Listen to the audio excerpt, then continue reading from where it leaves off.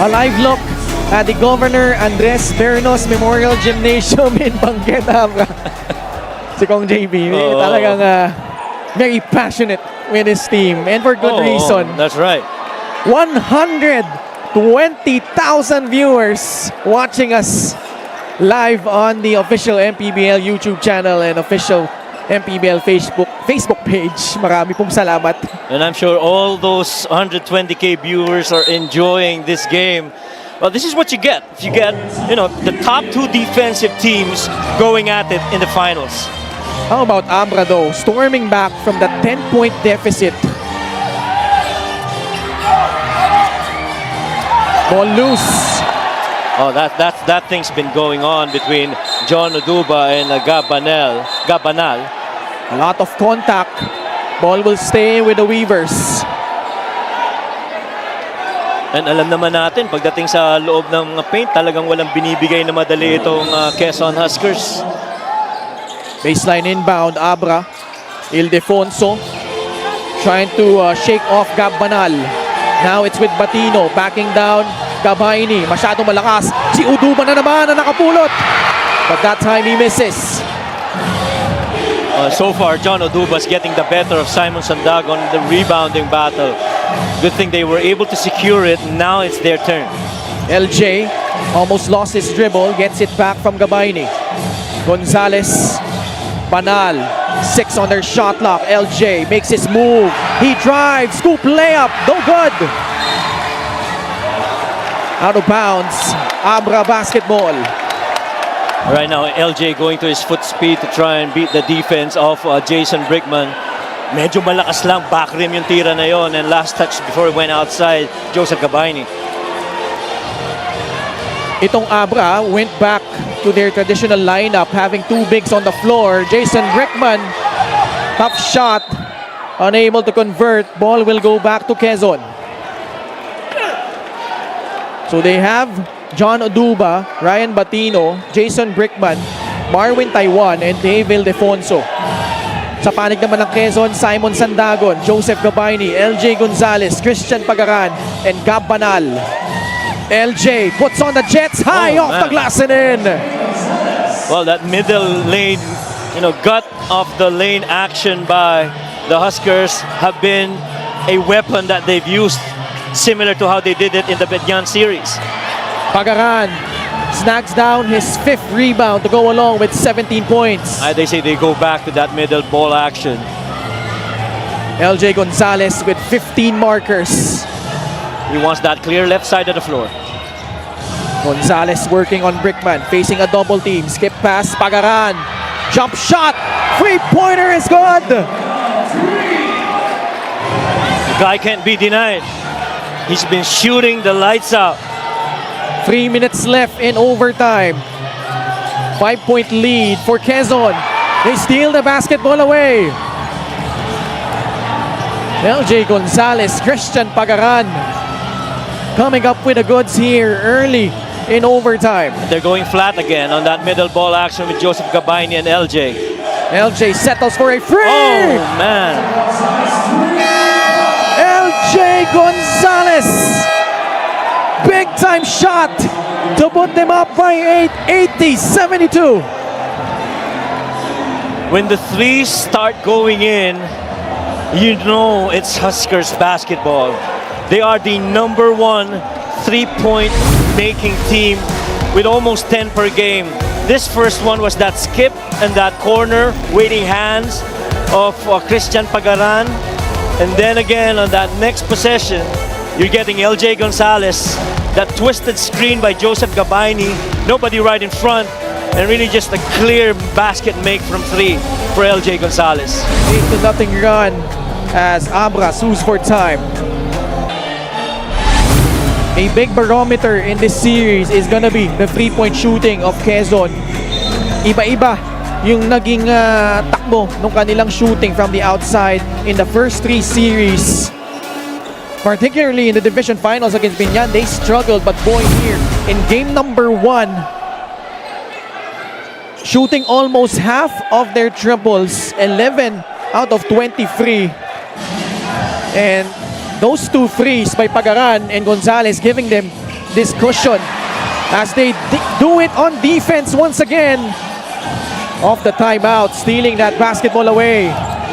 So far, this OT has been all Huskers basketball. Defensive stops and made threes.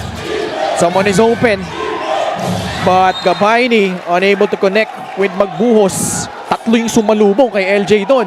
Oh, pero kita mo kung gaano kalayo naging cover ng tulong para dito sa Abra Weavers. Ayon. That's big. Drains a free, cuts it down to 5. Here we go again.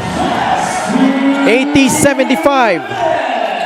We are down to our last 2 minutes. Gonzalez finally staying clear from Ayon, but they turn the ball over. Nobody helping him out in trying to bring the basketball down. Vince looks hurt. Yeah. Stumbling on the sideline.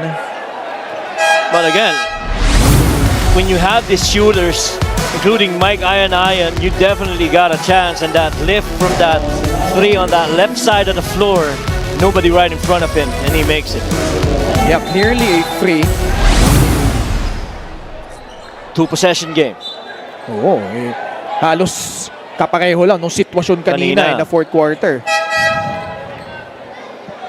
Now, minute and 53, you're down 5. I say it's too early to be going to your 3 game if you're the Weavers. But if it's available, you can't shy away from it, because especially if you have Jason Brickman inside the floor. Now, if you're Quezon, Coach Mike, you've done a great job of at least limiting yung field goal shooting nitong Abra. Si Commissioner Kenneth Remdes, Rudy Distrito, Emer Oreta. But they have to secure the defensive board. Yes. 2 offensive rebounds, 2 3-point plays from John Oduba earlier.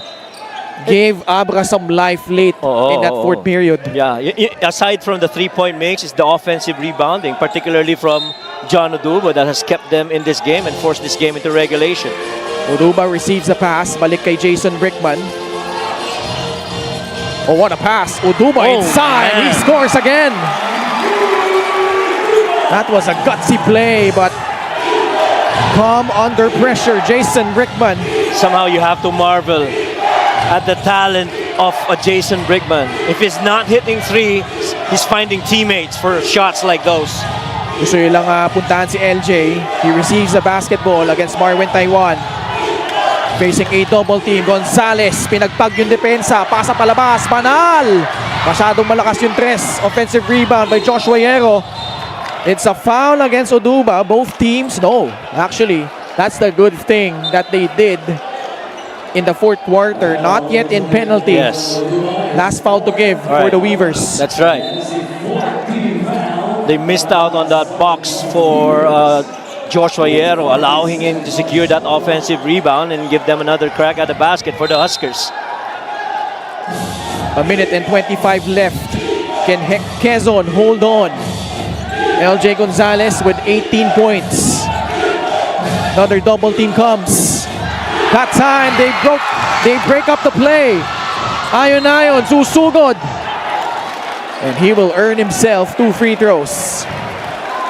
Boy, you like that defensive adjustment right there. Ayon runs to LJ, wants the ball out of the hands of LJ. They knew that pass was going to break the paint, but John Oduba anticipating it and getting that deflect. And now you've got Mike Ayon on the line. And you're down only 3 with a possibility of making this a 1-point deficit. Mike Ayon hits the first free throw. Again, they're playing without Encho Serrano on the floor. So Coach Yong Garcia making a choice.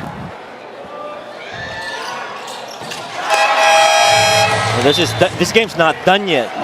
Ay, layo pa nito. Layo pa nito.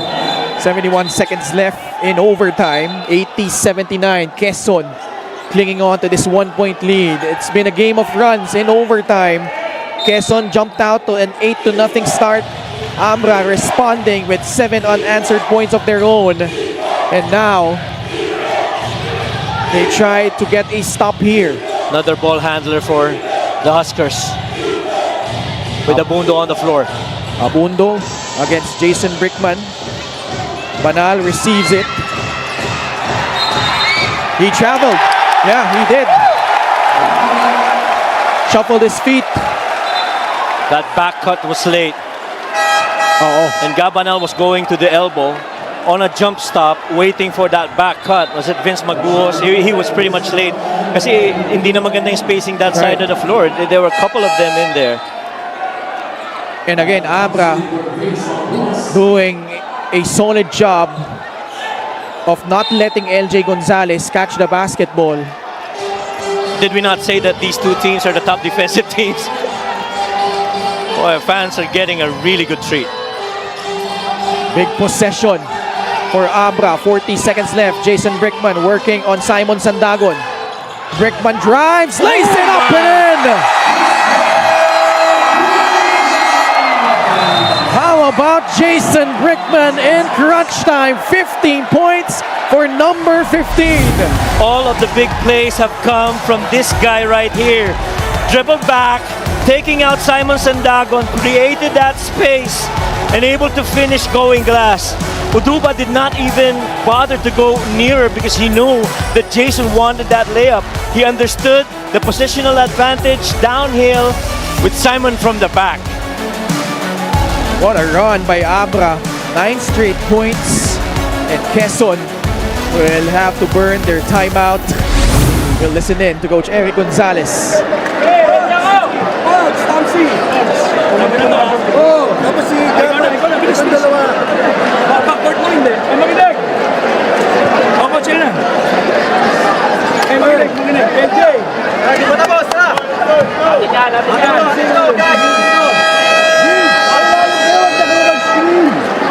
LJ, ayun guys, tsaka si Gab dito. Decision maker, dapat nandito kayo. Okay, backward inbound tayo, ha? LJ, dito ka, Gab! Gab! Binsto! Okay, Gab, dito ka, LJ! Okay, Alvin! Yeah! Dito ka! Okay, LJ, Alvin! Gab! Okay, now listen! Tamsi! Tamsi! Wala ka muna. Kaya na tayo. Okay ka ba? Dito ka, Pag. Sa dulo ka. Be available for each other, ha? Okay, 1, 2, 3! Kailangan nyo be-score! Kailangan nyo be-score! Well, I like how Coach Nash mentioned about decision making. He says if LJ is here, you guys have to be here on this side of the floor. And one clear instruction though is for Christian Pagaran to hold that right corner 3 and to make themselves available just in case. Now they opted to inbound at the backcourt. So that gives them the full 24 seconds on a shot clock. 36 on the game clock. Abundo receives. Taiwan in front of him. LJ being denied by Jason Brickman. Na kay Abundo pa rin ang bola. Ngayon na kay LJ. 10 seconds left on their shot clock. Facing a double team. Gonzalez tried to split it. Brickman comes away almost with a steal. It's a mad scramble. A jump ball. Quezon retains possession. Now what Abra is arguing is that there was no clear change of possession, that it should have been a shot clock violation. Wow. Let's see. And again, it's another possession that ends on a defensive stop. Well, they were expecting LG to get that ball that side of the floor, but how quickly was that double coming in? And they knew na susubukang i-split ni LJ yung dalawang depensa, and just that quick dig underneath allowed that deflect, and we are where we are right now. And every time na double si LJ, they just have trouble executing it on Quezon. At saka and credit also yung swarming defense. Swarming defense. Because as soon as that double team comes on LJ, then everybody guards gaps and understands where their man is. There's a guy who will cover two offensive players. The Quezon Huskers. And really just good adjustments from both these teams. So after the review, Quezon will retain possession with 13 seconds left on the game clock.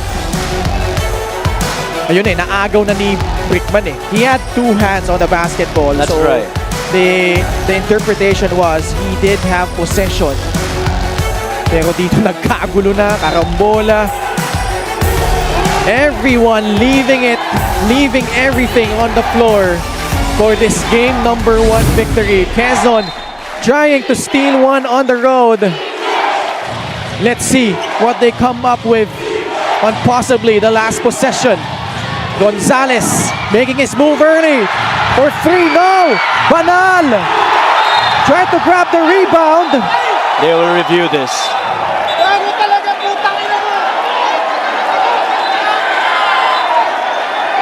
Let's see. Initial call was Quezon basketball. Boy, they had a couple of looks after that miss by LJ. Good defense though by Marwin. See that three a little bit to the right. Hits the board. Gab goes for it. Yeah. Oh, it looked like off Gab.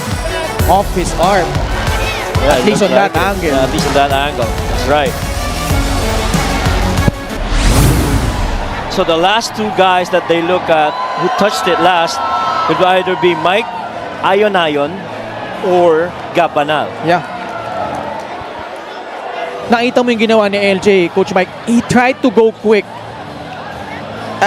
Kasi alam niya may double team na parating Pero may he had to pagod rush na rin. it. Yeah, he had to rush it. Tsaka may pagod na rin. I mean, the way and the intensity of the game and the way that the defense has been covering him, it takes a lot out of you.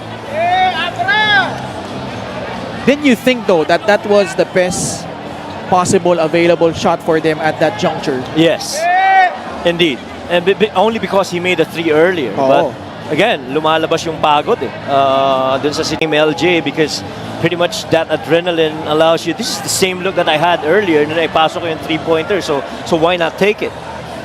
Actually had a good look. Indeed. Had his legs under him. Yeah. But just way off on A that little bit shot to the that right. time. Konti sa pakanan yung tira niya Now, in case Abra hits the basketball back, Quezon kailangan ng foul dito. They need a quick foul, that's right.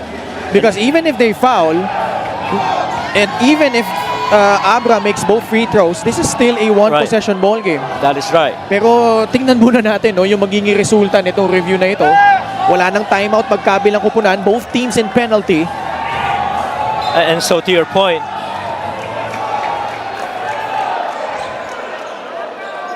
this is very important for both these teams now. Jay Castroverde, our crew chief, going to Richard Campos. The initial call was Quezon basketball.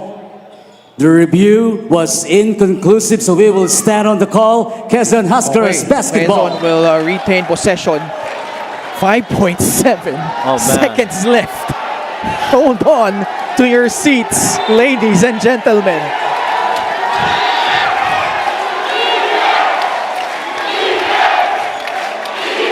Possibly the last possession here in game number 1. Abundo to trigger. Magbuwas is free. The fake. He drives. No! And Abra escapes with a win.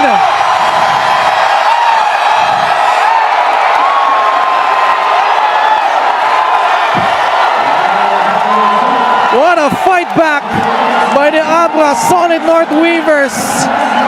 Getting their first real test at home and delivering when it mattered the most. A visibly emotional kong JB Bernos. Oh yeah, letting all that pressure, all that energy out after that missed shot by Vince Magbuos. And I tell you, we saw that same move from Vince earlier. That they got that look. They got Vince with the ball. He saw that close out, went for that shot fake, drove that same side of the floor. Remember that quarter where Joseph Gabaini gave him that Gortat screen and that finish? That was a clear lane for him.